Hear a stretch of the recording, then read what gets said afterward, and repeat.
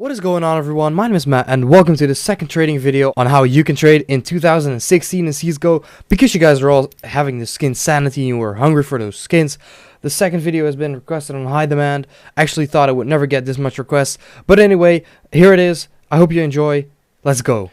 So yeah, this is the second video, and if you haven't seen the first video, it's actually how I show you guys how you can start off with trading either for a lower cost of money or basically for free. Let's get into this video. It's gonna be a long one. I've made a menu, as you can see on the screen. You can either watch the full video or you can click on the menu. I don't really care. Do whatever the fuck you want. Anyway, let's get into it. So first off, I want to run you guys through the add-ons you can use for Google Chrome, so the trading for you will be easier on the web. You can only use this in Google Chrome, and I'll run you guys through. The first one is Launch Assistant. As you can see right now, it has some options which you can tune so you can make it to whatever you prefer. The second one is called Steam Inventory Helper, and it basically shows you the price when you're on the web and you're in the trade. So not in the actual Steam thing, but only on the web because you're installing it for Chrome. The next one is Launch Destroyer, and Launch Destroyer actually has so many options. There's a whole page where you can adjust anything, you can fine tune anything. It has trade filters, anti-spam things, so you should really check that one out. I really prefer using that over anything. The next one is called CSGO Launch Bump Bot, and obviously when you have a trade up, you don't want to re-put it up all the time, so you just want to be able to bump it so it's easier. And if you have a bot for it, which is automatic, it's super easy to do. The last one is called OP Skins Deals, and yeah, this basically shows you all the best deals you can have on OP Skins, percentage wise. So you really want to get this if you want to get the best deals on OP Skins. So those were the add-ons, and that is it for the add-ons. Let's get on to the next thing. So the first thing I'm going to show you guys is the website you're going to be using when you're trading a lot, according to this video at least. So the first website is Steam Analyst. So if you don't know about the site yet, it shows you a graph of the price of the skin, and it updates every day, I believe, and you also get a graph with it so you can see how the price is doing. And in this graph you can see how the price of the skin is doing on a weekly basis, on a monthly basis, and everything above that you don't really need because you won't be trading on that long term. That's pretty nice to see because then you can see how the market fluctuates around that skin, if it's doing well or not. So the next website is CSGO Launch, and on this website you can create listings for an item that you want for your item, and vice versa. People can create listings for their item that might be yours. I use this website to create listings for items that I want, and people usually add me or offer me. The bad thing about this website is that there are quite some scammers on this website, and also there are tons of lowballers, which I hate, but you know, you can't really help it because those people will always stay. Yeah, that's about it for CSGO Launch, nothing more about it.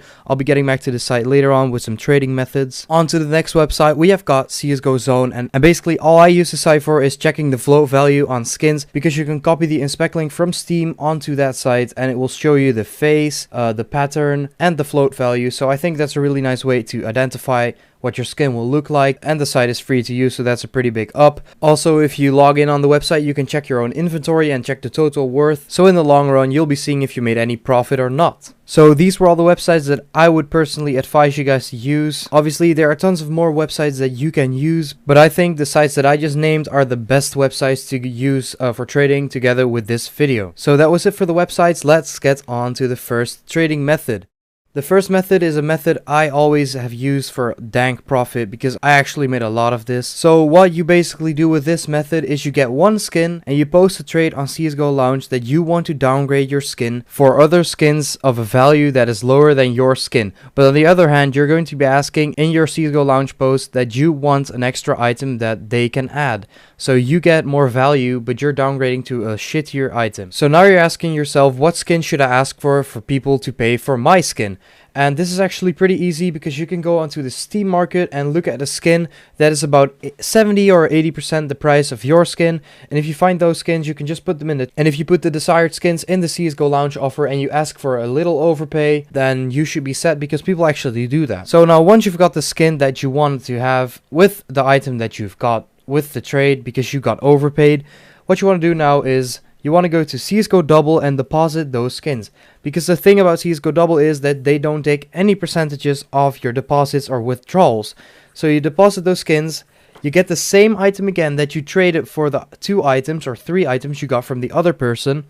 But the thing is, if you got overpaid, you will keep the points that you got for the profit, the overpay.